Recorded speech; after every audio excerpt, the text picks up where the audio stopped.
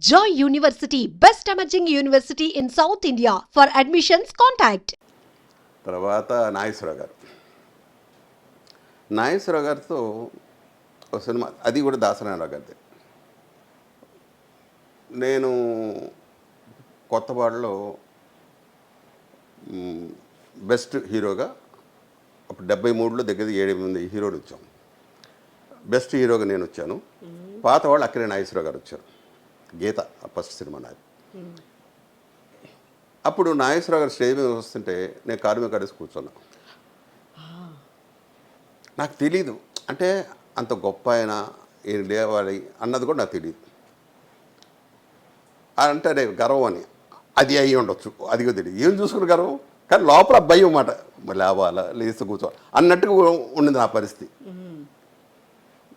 ఆయన ఇలా అంటే చూపులు ఉంటాయి కదా, ఆయన చూపులు వెళ్ళిపోయారు. లోపల నాకు పిగుతుంది, అది గుర్తొచ్చింది ఆయన స్టేట్. సరే ఫస్ట్ రోజు ఆయన రాగానే కాళ్ళకి నమస్కారం పెట్టాను. ఏయ్, నా దగ్గర ఇలాంటివి ఉండవు, అక్కడ పెట్టుకోండి అన్నాడు. సార్, మీరంటే గౌరవం, మేము మాకన్నా వయసులో మీరు పెద్దవాడు, మేము చిన్నవాళ్ళం, ఎందుకు పెడతా ఉన్నది అన్నం? మిమ్మల్ని కాకా పడతాను కాదు, పైగా మీకు వేషాలు కూడా లేవు, మీకు ఉండే సంవత్సరానికి 1-2, నాకు సంవత్సరానికి 10-15 సినిమాలు ఉన్నాయి. ఇలాగే అన్నా ఆయనతో. మరి ఏంటి అన్నాడు. ఈ ఇన్సిడెంట్ జరిగిందండి, అప్పుడు కూర్చున్నాను, అప్పుడు తప్పు చేశాను, ఆ తప్పు ఇప్పుడు సర్దిద్దుకున్నానండి. ఏడ్చేవాళ్ళే రా అని అప్పటి నుంచి ఆయన కూడా మొదలుపెట్టాడు. సాధు రా అని కబుర్లు చెప్పడం. ఆయనతో అలా జరిగిపోయింది. అదొక ఇన్సిడెంట్. ఇంకా కృష్ణ గారు నిజంగా దేవుడు. ఎన్నెన్నో కథలు ఆయన మీద దేవుడిని ప్రతి ఒక్కరు అంటారు. నన్నైతే వాళ్ళ పియ్య ఒకడు, మూర్తి అని ఒకడు ఉన్నాడు. ఏం పెట్టావే ఆయన, కృష్ణుడి వేషం వచ్చినా కూడా ప్రసాద్ బాబుని ఏమంటాడేంటి, అలా ఏ మందు పెట్టావా అనేవాడు.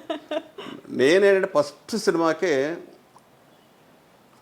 ఎలాగ ఉండాలో అలాగ మామూలు ఇలా అనేవాడిని. ఆయన పెద్దగా ఈ నమస్కారాలు ఇవన్నీ ఉండవు, నేను అలాగే వెళ్ళిపోయాడిని. అది దొంగల బేట త్రిమూర్తి ప్రొడక్షన్లో సైడ్ విలన్ క్యారెక్టర్. ఫస్ట్ రోజు చూసి ఆ సాయంకాలమే పొద్దున 14 నుంచి నాకు కబురు, ప్రసాద్ బాబుని పిలవండి, ఆ వేషానికి అతను పెట్టండి. 14 నుంచి అసలు నాకు ఎవరు తెలియదు. ఏంటంటే కృష్ణ గారిదయ్యా, అది రాత్రి నిన్న చేసావు కదా, అందుకు పిలిచారు. ఆయన సైలెంట్గా ఉన్నా, ఏం చెప్పలే ఆయన. అసలు మీకు ఎవరెవరిది ఏ స్టూడియోలు ఏమున్నాయి, ఏం చేస్తారు, ప్రొడక్షన్ హౌస్లు ఏమి తెలియదు అసలు. ఇంకా చెప్తున్నాం కదా, ఇంటికి వెళ్ళామా తర్వాత కూడా నాకు అదే, ఎక్కడ ఏ ఆఫీస్ ఉన్నా తెలియదు, ఏ ఆఫీస్కి వెళ్ళడం, కబురుస్తే వెళ్ళటం, షూటింగ్ చేయడం, వచ్చేయడం, మేనేజర్ ఎవరు వస్తారు వారితో మాట్లాడుకోవడం, అంతే. కృష్ణ గారితో శభాష్ బేబీ వాళ్ళ పద్మాలయ వాళ్ళతోనే మెయిన్ విలన్ వేషం. దాంట్లో చాలా మంచి పేరు వచ్చింది. అప్పుడు మురళీమోహన్ నుండి ప్రసాద్ జయకృష్ణ ఒక సినిమా తీస్తున్నాడు, ఒక్కసారి జయకృష్ణ కరువు అన్నాడు. ఆ ఆఫీస్ ఎక్కడో ఏంటో నాది అంటే నేను వచ్చి చూపించాలా అన్నాడు జోక్గా. కాదన్నా, నాకు తెలీదు వాళ్ళు ఎవరో ఏంటో. సరే నీకు అయ్యా అక్కర్లేదు కానీ వాళ్ళు వస్తారులే, ఓకే. పొద్దునే మేనేజర్, సార్ జయకృష్ణ ఆఫీస్ అండి, మీరు ఒకసారి ఆఫీస్కి వస్తారని. సరే వెళితే అక్కడ బాపు గారు వెళ్ళగానే చొక్కా ఇప్పుడేమన్నా, దీంట్లో చొక్కా ఇప్పమంటాడు ఏంటి, ఎవరు వీళ్ళు అంటే ఆయన ఎవరు కూడా తెలియదు నాకు. బాపు గారు కూడా తెలియదు, అంటే పేపర్ నాలెడ్జ్ లేదు, బయట ప్రపంచం తెలియదు, కాబట్టి సినిమాలో కనిపించాలి అంతే. హీరో అయిపోవాలి ఓహో అని కాదు, సినిమాలో కనిపించాలి, ఇంత వేషం ఓకే కనిపించాలి అన్నదే మెయిన్. హీరో అవ్వాలనేది లేదు, అది లేదు. అబ్బి అంత ఇది మనకుందని నాకు తెలియదు, వద్దు అన్నదే. ఏదో వచ్చామా 4-5 వేషాలు తీసుకుని వెళ్ళిపోయాం అంతే. సరే తీయమని సార్ చొక్కా ఇప్పాను, నువ్వు పో అన్నాడు. ఏం చూసారు?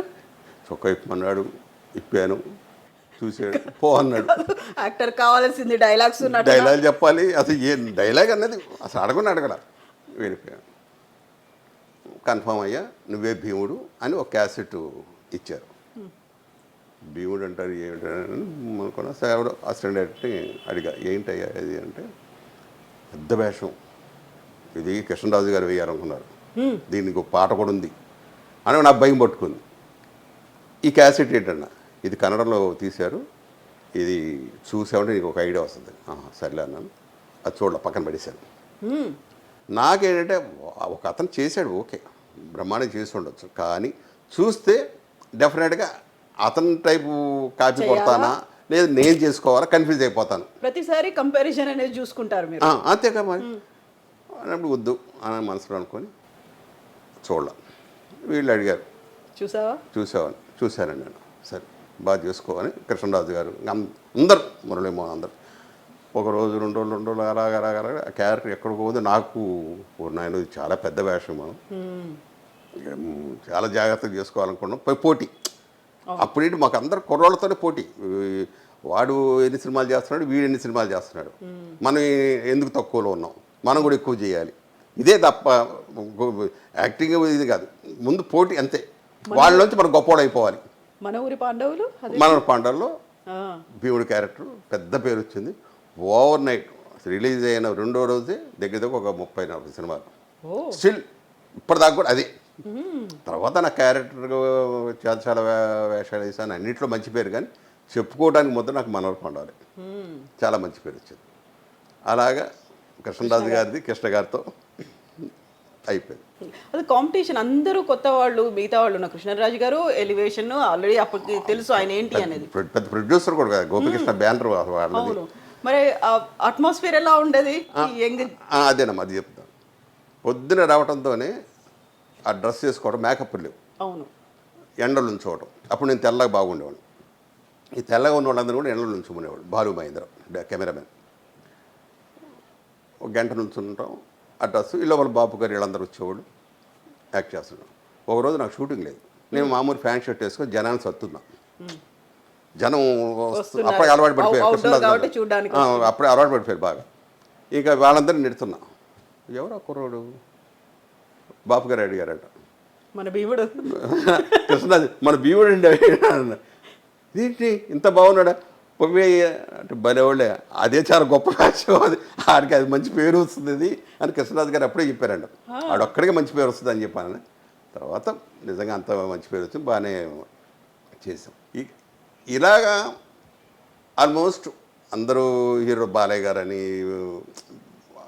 ఇంకా అక్కడి నుంచి సక్సెస్ ఫార్ములా అంటారే, ఆర్టిస్ట్గా ముద్రపడిపోయింది. అన్ని సినిమాలు చేసేవాడిని. కాకపోతే ఎక్కువ 40-50 సినిమాలు 40-50 రోజులు అడిగితే ఆడది తప్పించుకొని అది ఎంత పెద్ద హీరో వేసేది ఇటు వచ్చేవాడు. ఎక్కువ సినిమాలు చేయాలి, నెంబర్లు అంతే.